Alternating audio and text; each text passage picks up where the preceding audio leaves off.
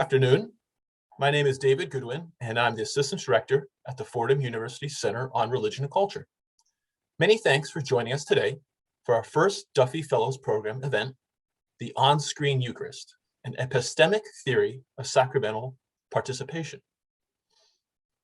This past academic year, the Center on Religion and Culture welcomed 5 current Fordham students or recent graduates as our inaugural Duffy Fellows. These fellows undertook independent research and creative projects exploring the intersection between religion and public life. You can find the full calendar of Duffy Fellow events on our website.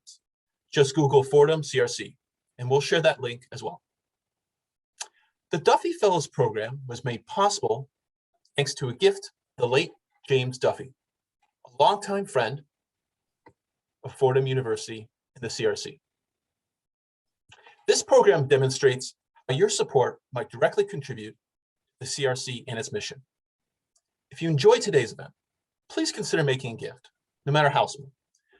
We'll be sharing a link for donations in the chat box in a moment.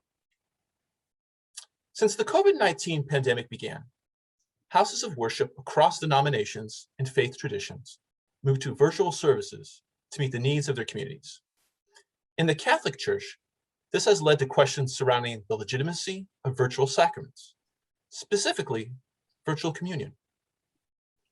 Today, I'm excited to introduce Duffy Fellow, Philip Andrew Wines. Philip is a junior at Fordham University, and he's majoring in philosophy, Spanish, and minoring in theology and medieval history. This year, he was inducted into Phi Sigma II, the National Honor Society for Philosophy, and Alpha Sigma Nu, the International Jesuit Honor Society. Philip's recent article, To Each Their Own, The Classical Foundations of Distributive Justice, appeared in the October issue of Dialogue, the Journal of Phi Sigma II. This summer, Philip is excited to be working as a compliance summer analyst at Morgan Stanley. It's a pretty impressive resume. Drawing from his research over the past year in philosophy and theology, Philip will present us with a theory supporting the viability and legitimacy of the on-screen Eucharist. A little housekeeping before we begin. In a moment, I'll turn the conversation over to Philip. Then, after 30 minutes or so, we'll open up the discussion to questions from you, our audience. Feel free to enter your comments and questions in the chat box. Please remember to be respectful to our speaker and you fellow audience members. We are recording today and we'll be posting the video on our YouTube channel in a few days. With that, please join me in welcoming Duffy Fellow, Philip Andrew Wines. Thank you all so much for your interest. And I want to thank the program as well for their year-long support of my research. As you know, my name is Philip Wines, and I'll be presenting to you the conceptual possibility of an on-screen Eucharist through an epistemic theory of sacramental participation. Just to begin, I would like to remind everyone of some of the pressing questions that underpin this theme and then eventually this research. We know during the pandemic, people had some mixed messaging, perhaps from the Holy See and even their parishes, about making spiritual communion, attending a virtual mass.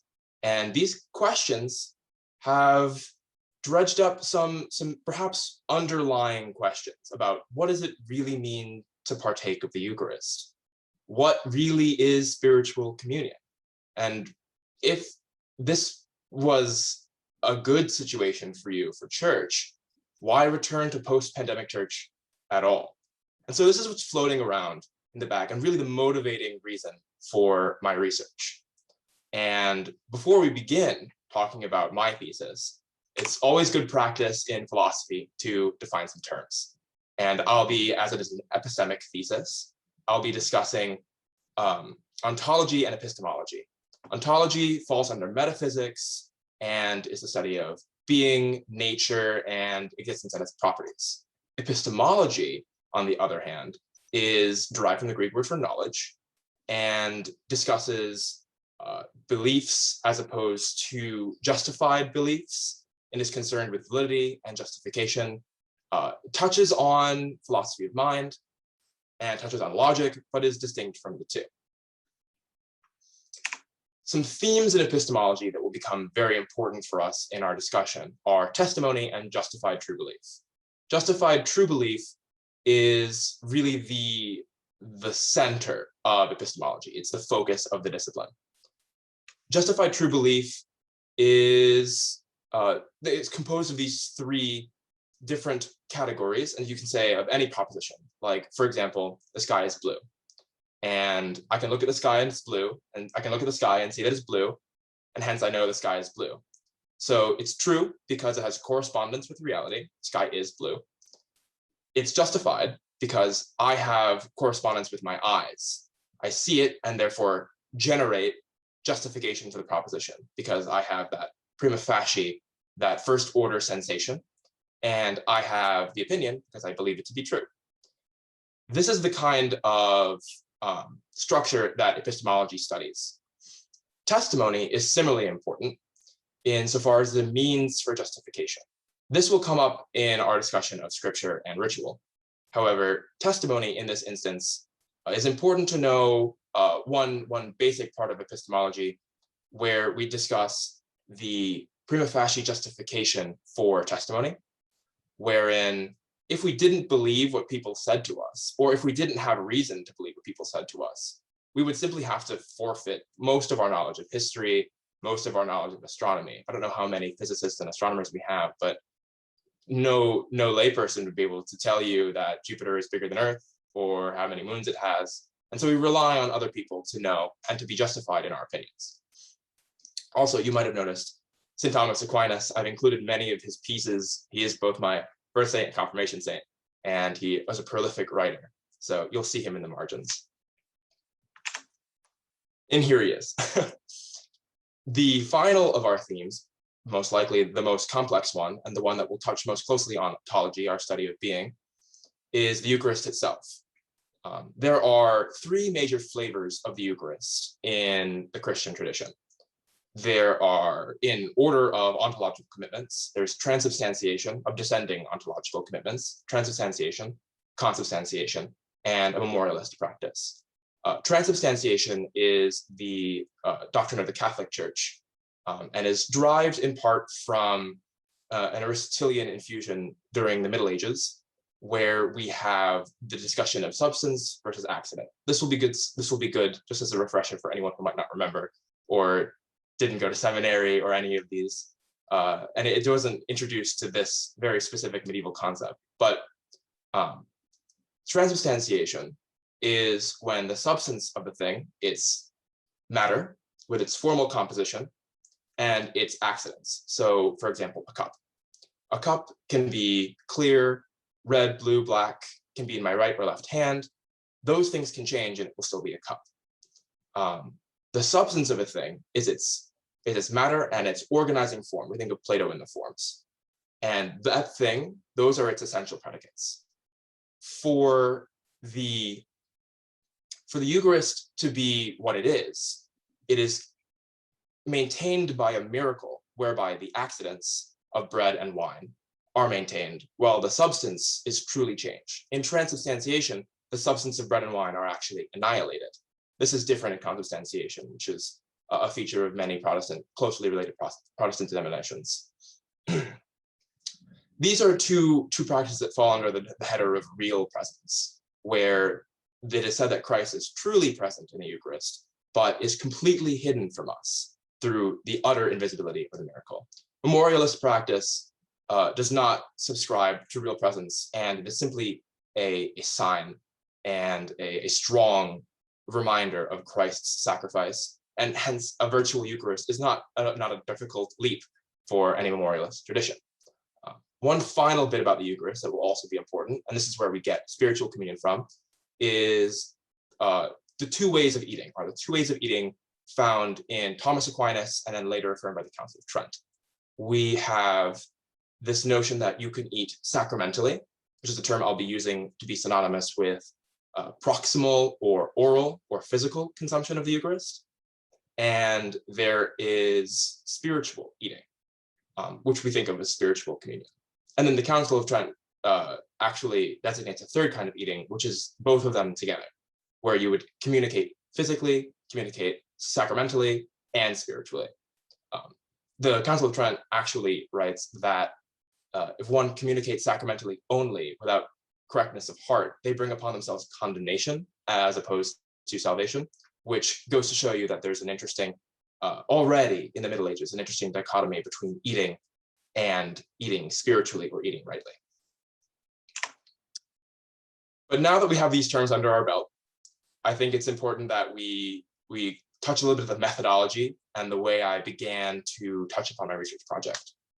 And the question that I began with was, what really constitutes Eucharistic participation? What is it to eat? What does it mean to partake of the Eucharist?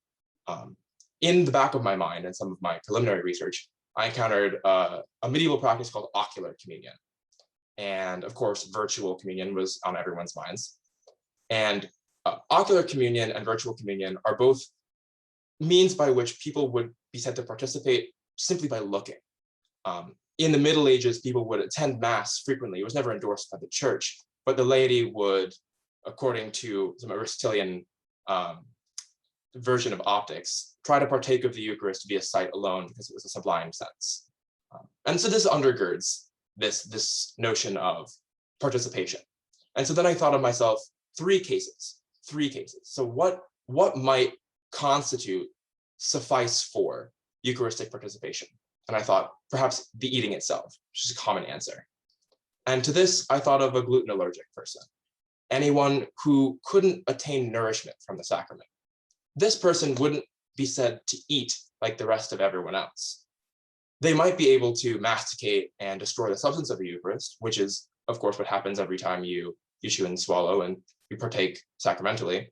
But that kind of a person could be said to participate in that way simply by taking a bit of holy water and reverently dissolving the Eucharist, thereby destroying its substance of their own power, which would not suffice for participation in the Eucharist. So it isn't eating per se. Then perhaps it is simply that unmediated access, that first order sensation of the Eucharist, the taste, the touch, the smell of being in the ritual and having the communicant ritual, the ritual elements of the Eucharist. And then I thought of perhaps someone who was without sense, without primary sense. The senseless communicant would not have sight or taste or hearing, and perhaps only limited tactile sense, but they would have a caretaker that could perhaps braille to them, and they could know about their surroundings via this caretaker. In church, that person would never be denied the sacrament if they could be alerted to the fact that, hello, the priest is here, he would like to give you the sacrament. That person would receive the full benefit and no one would deny him or her. But that person also has no unmediated access to the sense of the Eucharist. And so it seems unlikely that it would be unmediated sense that would constitute participation. Lastly, I thought perhaps it is simply proximity, local, true metrical proximity to the Eucharist, which constitutes participation.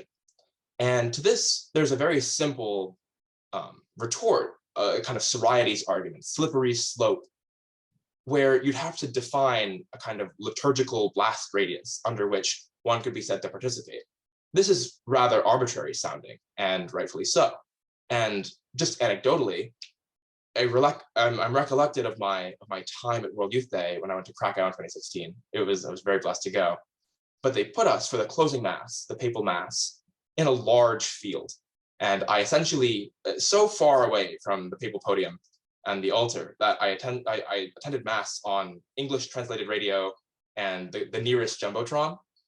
This seemed to me that the mass, at least in a metrical sense, in a spatial sense, had very strong elasticity, and proximity did not seem sufficient to generate that kind of participation that we're looking for. And so then I thought, perhaps it's the ritual. Perhaps we can learn something from the ritual of the Eucharist itself. However, in my research of the ritual of the Eucharistic elements and the prayers, I actually came up with some more interesting and eventually help these topics will help buttress our thesis, and largely came from a conversation with one of my medieval philosophy professors, is that the Eucharistic elements and the ritual have no ontic function, have no ontological function. How can you say this? The priest, obviously, in the Catholic tradition, is necessary for the confection of the Eucharist. The Eucharist, consecrated with any words by any person in any place, would not appear to anyone of this tradition to be the Eucharist, to be the body and blood of Christ, the true presence of Christ. However, it also follows to say that no man can enjoin God to perform a miracle. And also, God can always enact a miracle of his own power directly, which means that the priest really, in a larger sense, is an ancillary inclusion in this confection process. Not only is the priest ancillary in this sense, but the ritual itself, you might think the candles, the altar cloth, the bread, the wine themselves, these are the conditions under which it was ordained that Christ would appear to his early disciples in the 1st to the 5th century church. And it also follows to say that God could enact a miracle, this miracle of transubstantiation, whereby the accidents are maintained but the substance changed, outside the liturgical context. He could do so anywhere, and not only anywhere, but there's no reason why God could not perform the miracle of consecration, of transubstantiation, on any object in reality. My keyboard could be the substance of Christ, with all of its accidents perfectly maintained and reproduced as a keyboard. It would look and taste and smell like a keyboard, but it would truly be Christ. And I, pertinently, would have absolutely no way to access knowledge of that truth. And so what do we do with this strange ontology that we've now discovered from the non-ontic function of these rituals? We have to think of, what do the rituals do, if not confect the Eucharist in the way that we think of causally? And what do we do with this ontology of endlessly multiplying possible transubstantiated objects? And I was recollected of Occam's razor, which is a methodological tool used to cut away extra objects in reality that may not be necessary. It may not speak to the ontological possibility of things, it's only a methodological tool. But it would suffice to say that most things in reality are likely truly representative of their substance. The appearance of a thing is likely representative of the thing. And so it's probably not true that most things are miraculously transubstantiated, except for one pertinent instance, which is the bread and wine above the altar. And so we think, why is there this exception to this rule? It is because the ritual elements, the priest, the prayer, the cloth, the words in proper order, are epistemic tools. They give us this little loophole to say that we have access to the knowledge that this may be the transubstantiated body and blood of Christ. And so this is the thesis. We partake of the Eucharist because we have two elements: justified belief in the actualization of the Eucharist and the ardent desire to partake. Given that we have this sufficient condition of justified belief, I've drawn this little graph. We use these graphs in epistemology to explain actually foundational belief, where we talk about one belief, belief one, going to belief two, regressing to foundational beliefs about reality, or having a circular structure at the bottom where there are beliefs that are self-effacing. And I made a modified version just in light blue to talk about the chains of justification and their relative strength. This graph represents sacramental communion as we're used to it.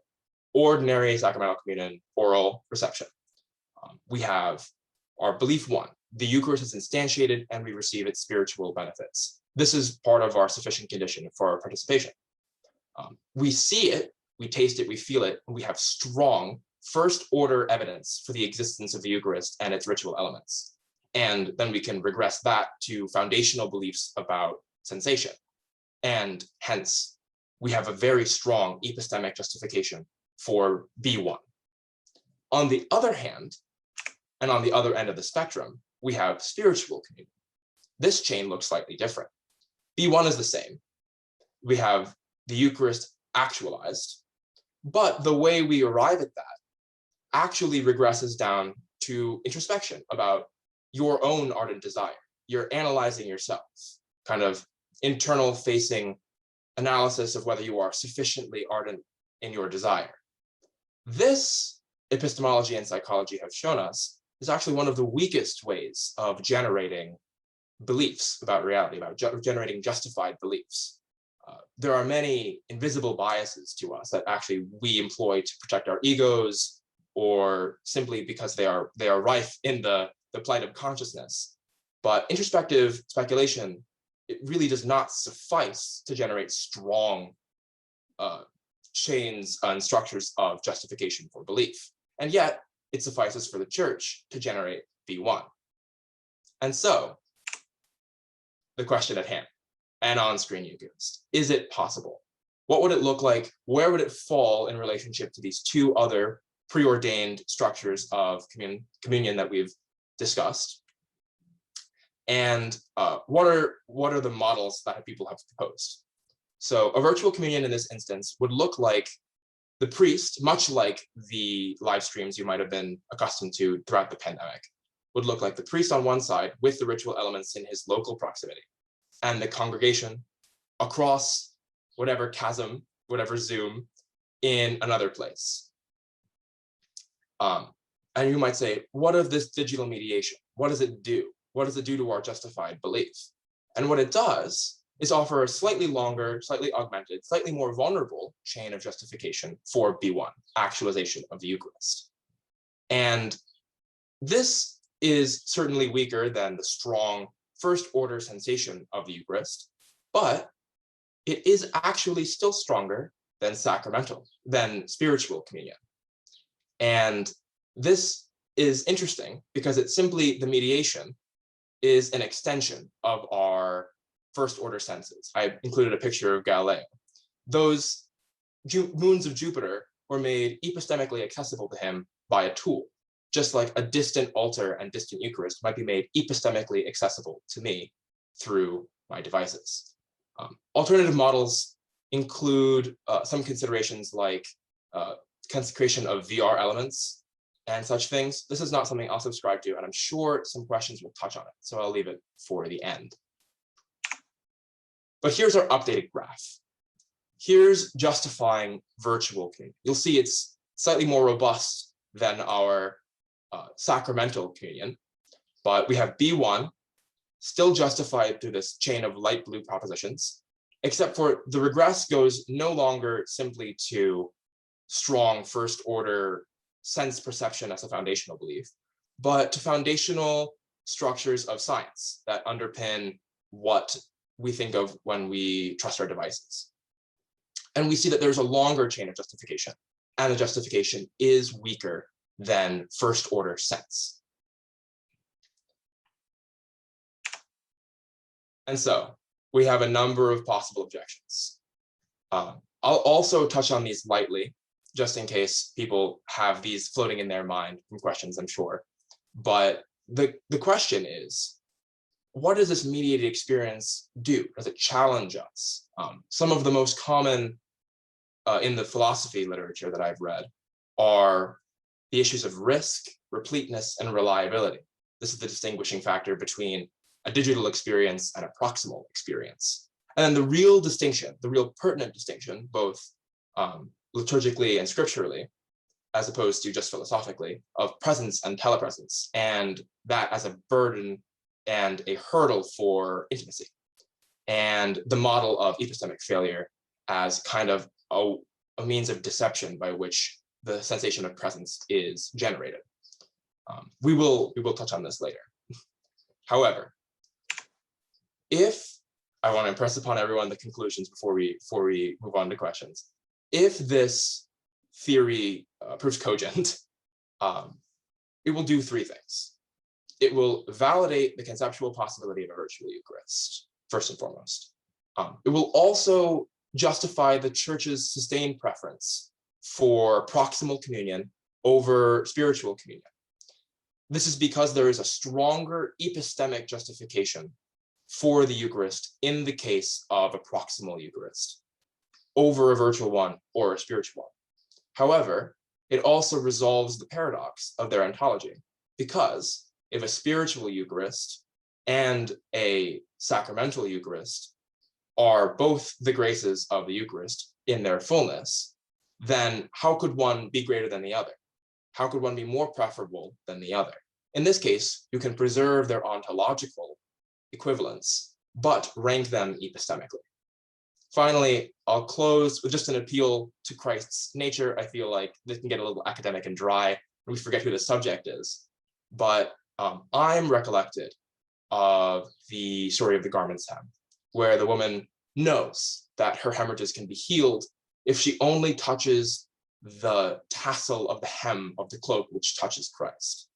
And so at least the nature of Christ has a history and shows no impediment in overcoming even the most mundane mediations in its production of grace for those who desire it.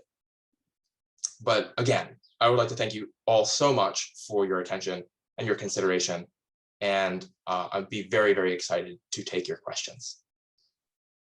Thank you, Philip. That was fascinating. For everyone out there, I was treated to a preview of this last night, and I found it just as compelling the second time around. I know I have a lot to think about. You talked about some really complex, really challenging philosophical, theological ideas. And first of all, I want to applaud you for boiling them down in a way that I think is very accessible for our audience. I know I would have trouble doing that. So kudos to you for that. We're having some questions coming in, so I just want to give everyone a moment to compose their thoughts. One question that came in, and it looks as if an audience member is hoping that you might be able to clarify some of the ideas that you've tossed around. If someone has a celebrant has bread and wine while celebrating Mass virtually, although, as they're saying, not in the same space, is this communion on the spiritual plane, or as you were saying, is this spiritual communion? And in this instance, does the presence of Christ transcend the physical? If that makes sense. So there are a number of wrapped up issues. It's a good question. It touches many, many things. So I'll answer what I can. If the celebrant has bread and wine on their end, it's appropriate for them to consume. One of the issues that I think would be raised here is the not the prohibition, but the undesirability of private communion in the Roman tradition, whereby it is, when one or two are gathered in my name, you have people who are joined together, and it's one of the desiring features of a celebration of the Mass. Does Christ transcend the physical plane? Yes. He is also, however, locally present in heaven, and locally present, according to many. This really breaches the ontology of the Eucharist, which is an absolute quagmire, and I'm very glad my thesis did not touch too strongly on it. But yes, he is locally present above each altar. And his local presence, according to our epistemic theory, you would be extended, he would be present to you. And then I would also argue that you are present to him just through his through his omniscience, insofar as you are epistemically accessible to God at all times. Excellent. So another question, and this is quite timely. To what extent does the pandemic affect your scenario? In other words, when is it no longer when is it no longer a necessity to avoid coming to church? And if one is reasonably able to attend, is the virtual communion still valid? So in the sense, does the idea of a virtual communion have an expiration date or a certain context it needs to operate within? So this is a good pragmatic question. Excellent. The validity of a spiritual or of a virtual Eucharist in this instance as a sacramental communion is, I mean, ontologically inexhaustible.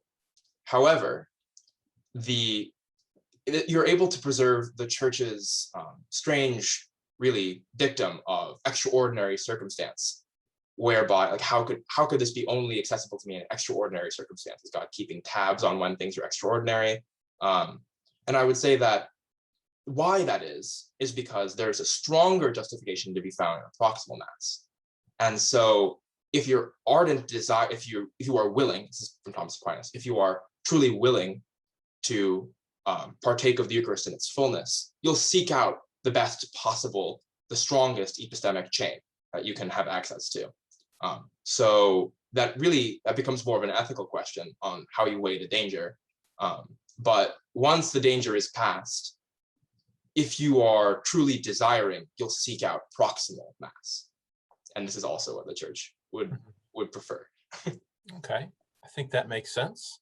Oh, so here's a great question. And I think this touches upon an issue that certainly has been swirling around in the American political world and in the American Catholic world. So the question of policing at the altar. So who is worthy to receive communion? And especially I'm thinking of the context as far as President Biden and other Catholic politicians. And there have been arguments made that they should or should not be able to receive communion due to their votes on specific issues in certain policies. Would virtual communion, in your opinion, lower the entry bar for, would virtual communion lower the entry bar for communion completely? Would this sort of maybe sidestep this question, make it moot? Would it democratize the reception of the Eucharist? I think that might be a product of this. Whether or not that's desirable, I think, is really a separate question.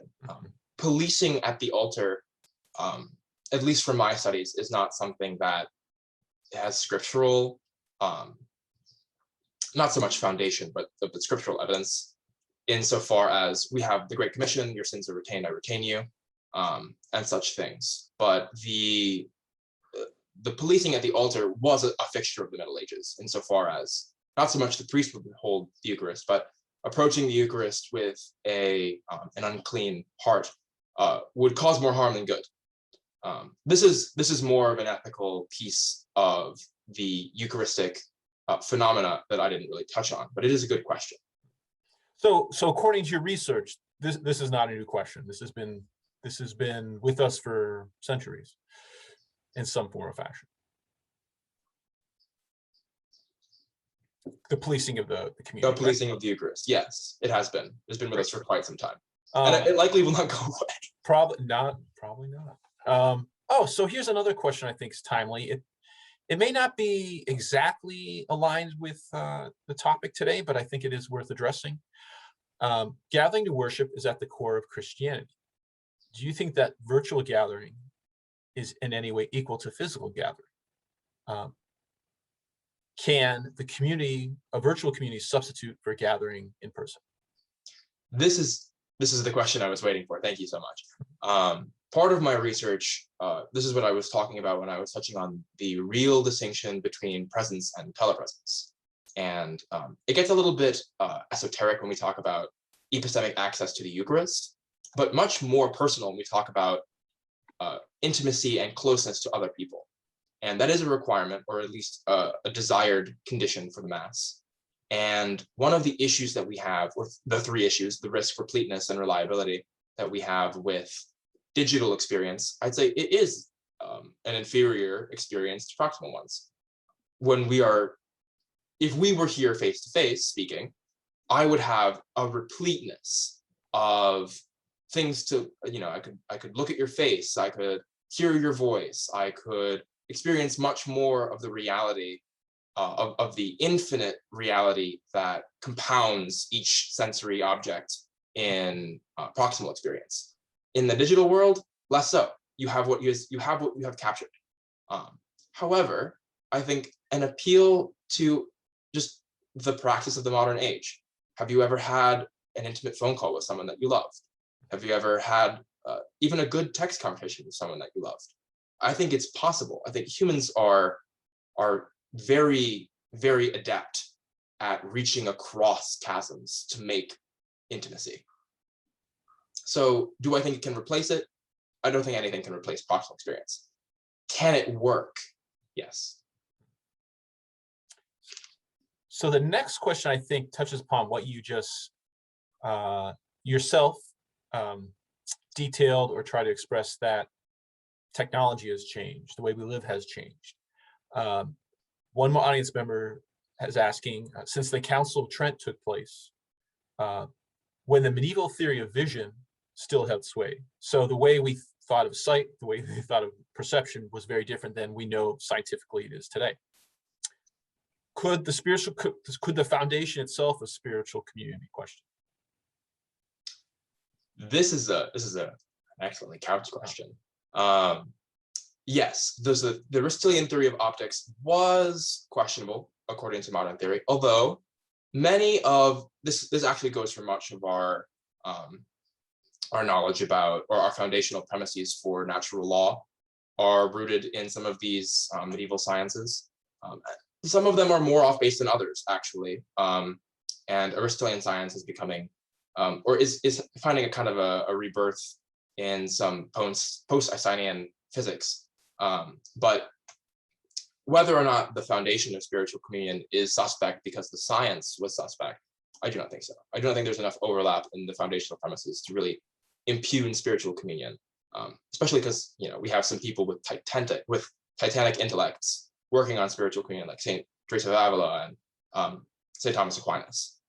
Spiritual communion in this instance is, I think, also shared with other Protestant denominations, that we have parallel development of this thesis, whereby ardent desire should be sufficient to receive the graces.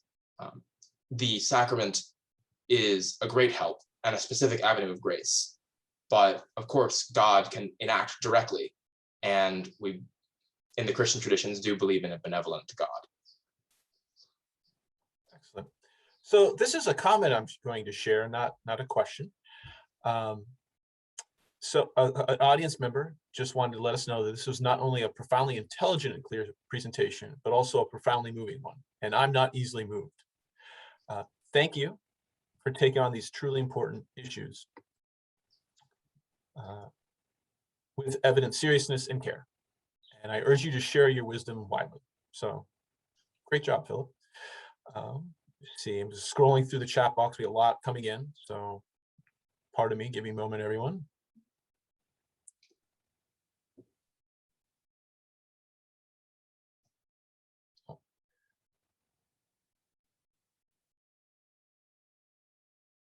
Oh, so this is interesting.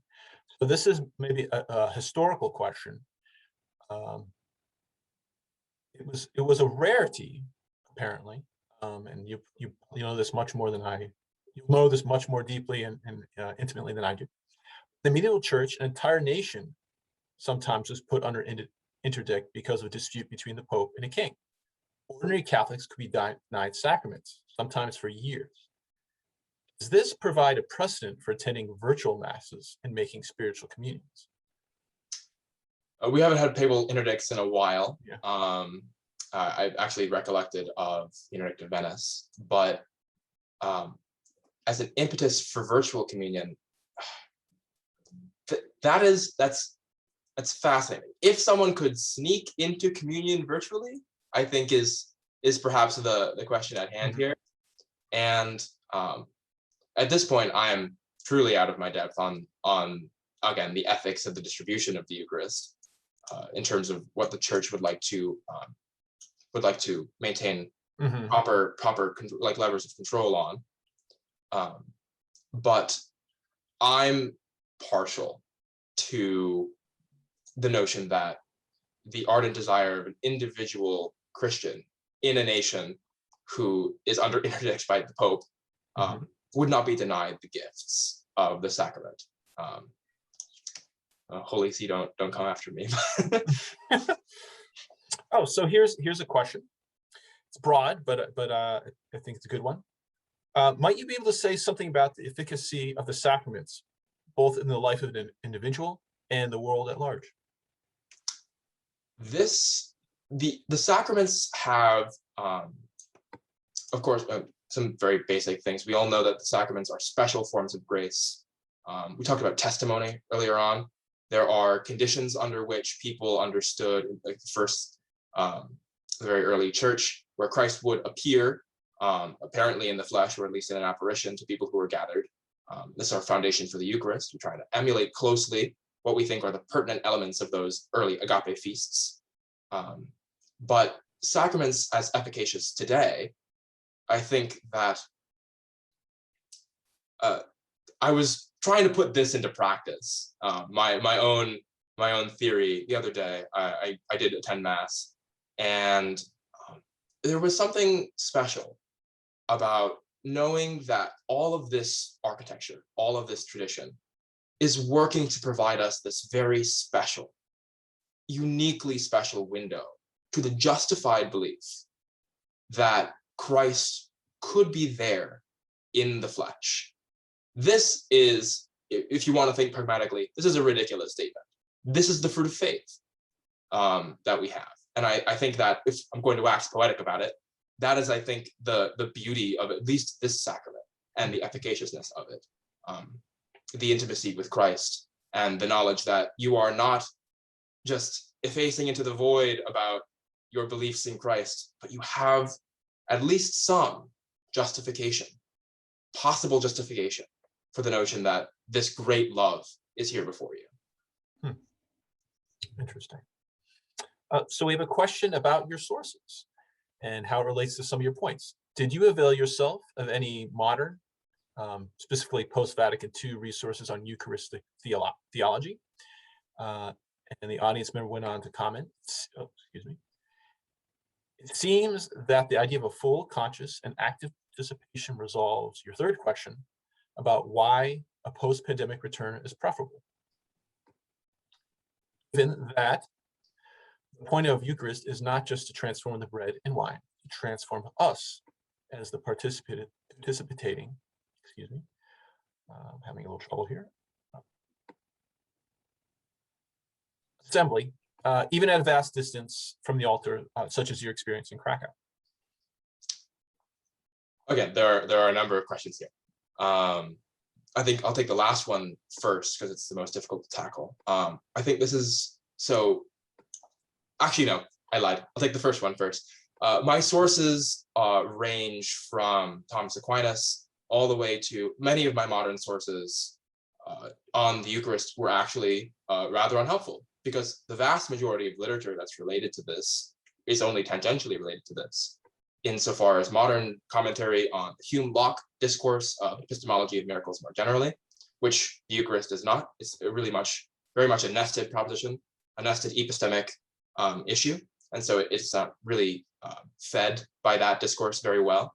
And then the Ontology of the Eucharist, which, as I've said, modern metaphysicians have been going at this ever since the High Middle Ages and before, talking about Eleusinian space and time travel and many of these very large and increasingly ballooningly absurd structures of reality that would make possible, or at least conceptually possible, multiple location, substance annihilation, the miracle of the accident being preserved. These were not helpful in many instances. Some of the pieces that were helpful were pure pieces on philosophy about what it means to be present and telepresent, what epistemic access is, and of course the surveys on what is current in the Eucharistic philosophy world were good, at least for my own personal elucidation. But yes, and the last question, if I recall correctly, is about dispositional change in the congregation as opposed to simply the confection of the Eucharist. This I'll actually problematize.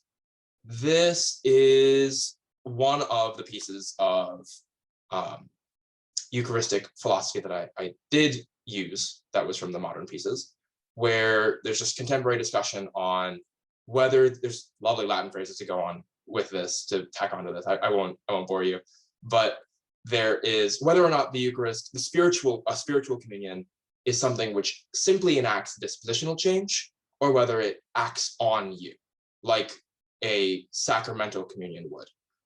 I was of the opinion that it does not follow that spiritual communion, if it has ontological equivalence with a sacramental communion in any pertinent way, would be only dispositional change. And so I would actually, maybe, in answer to your question, put a little bit more weight on the transformation of the bread, which, if you buy into my thesis, is not an ontological change, but an epistemological change, or an epistemological awareness, as opposed to the confection via cause. That's a good question, though. Thank you. Oh, so this might be a challenging one. Definitely an interesting one. How does the position of virtual sacrament, spiritual communion, embrace the incarnation? God can act without human mediation. Excuse me, I'm scrolling here. God has not chosen to bind God's self to use human mediation. For example, the assembly, the priest, the elements, etc. This is all missing in the digital world. You cannot virtually lay hands. You cannot virtually anoint. You cannot virtually eat and drink in community.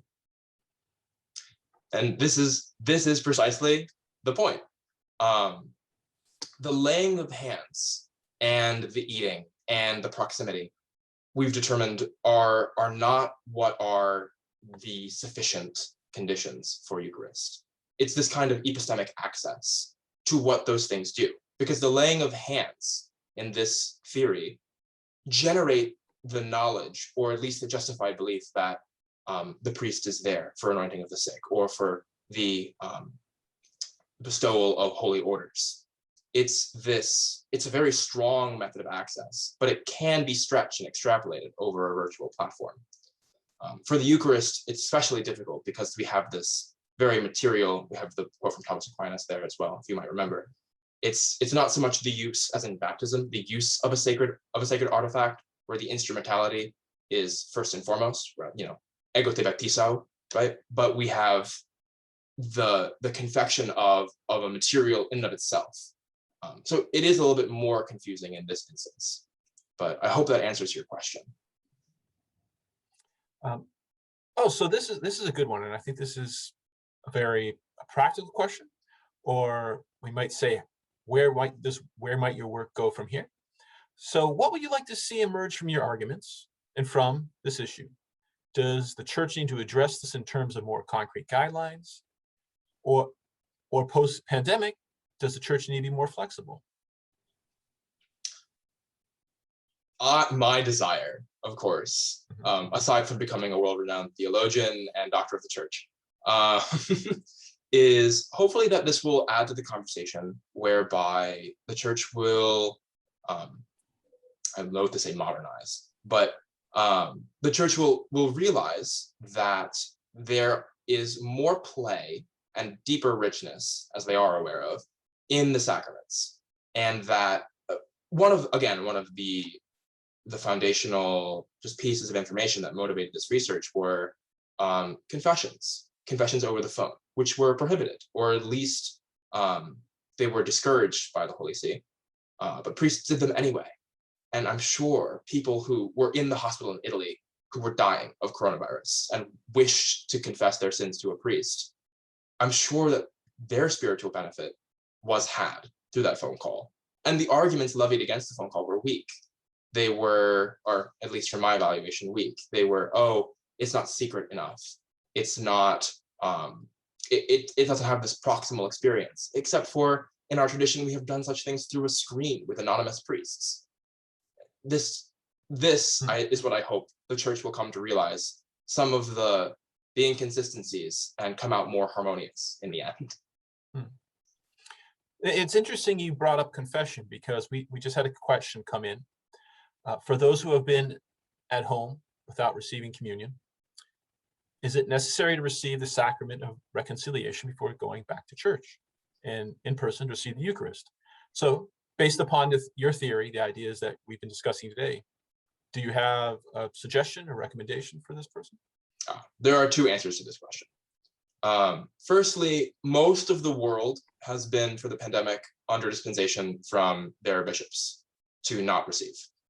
It's also actually not a sin to, in my evaluation, to go to Mass and abstain, even if you are in communion, if you are in good grace. Would I recommend reconciliation? As a Catholic, I must. But for this, I do not think there is a sin. However, the second answer is, if retroactively you say that I've been watching on a live stream Mass, and under this theory, this would constitute a sacramental participation, I would query the issue a little bit, perhaps in saying that you were divided maybe about whether or not this was real. I know I was.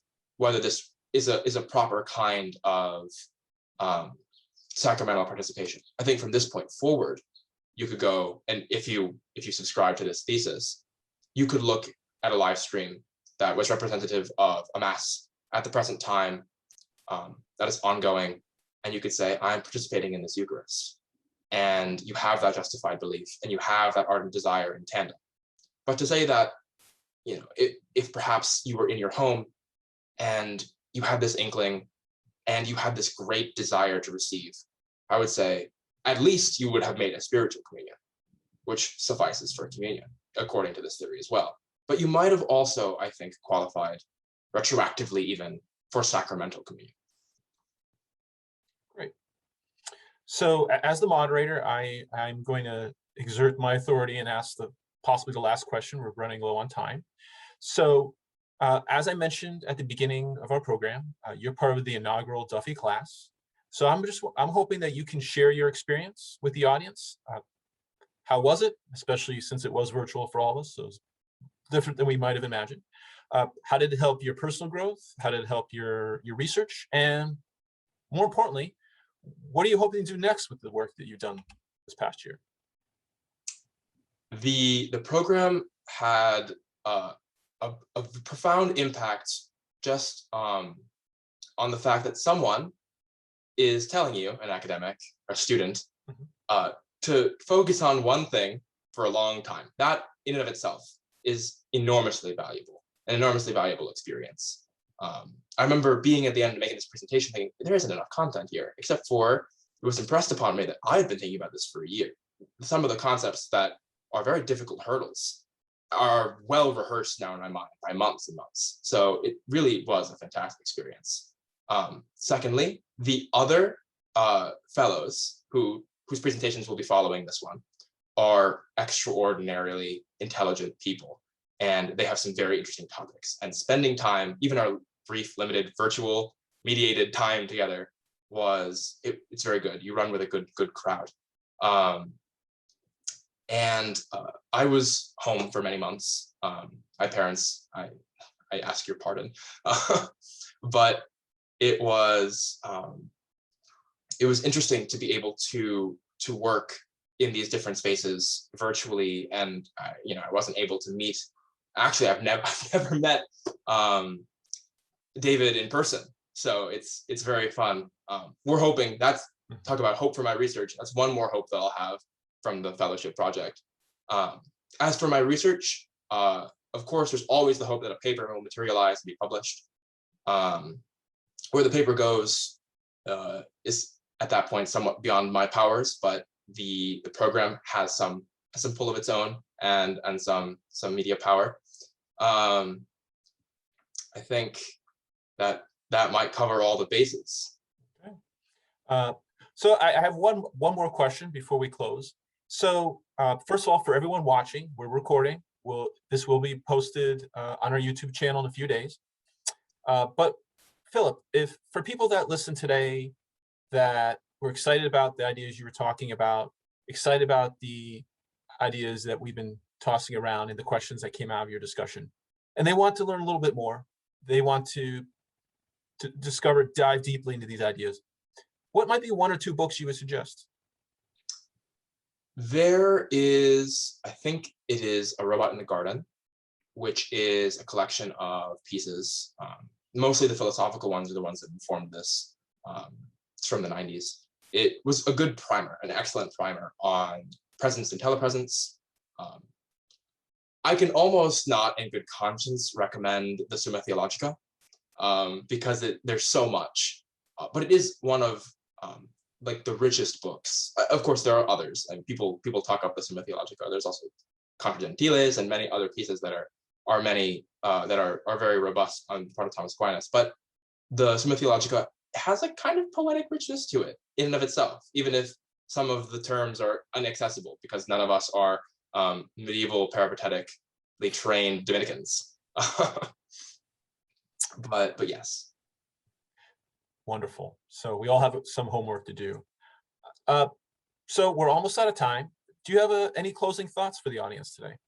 Other than thanks, and I do hope, my mother impressed upon me this fact when I was giving this to her, that this might be validating for many of us who, in a time when it was very dangerous and difficult to practice and to be hopeful, that we might be able to look on our time in pandemic and see it more, dare I say, sacramentally than we might have otherwise done. I think that's a perfect thought to close upon. So thank you, Philip, for this wonderful talk. I know I was challenged. I know I'll be thinking about this for days to come. Thank you for everyone who joined us today and sharing your time with us. We truly appreciate it. As noted, the video for today will be posted on our YouTube channel in a few days, so probably after the long holiday weekend. Next Wednesday, June 2nd, 2021 at 2 o'clock, we'll be hosting our next Duffy Fellows event, The Church Innovative, a panel discussion moderated by Duffy Fellow and newly minted Fordham Law grad, Nicholas Sawicki. We hope that you can join us, and we'll be having Duffy Fellow events through June 16th. Again, check out our website, Fordham CRC, to read about all the Duffy Fellow events and sign up. Take care, everyone, and have a wonderful and safe Memorial Day weekend.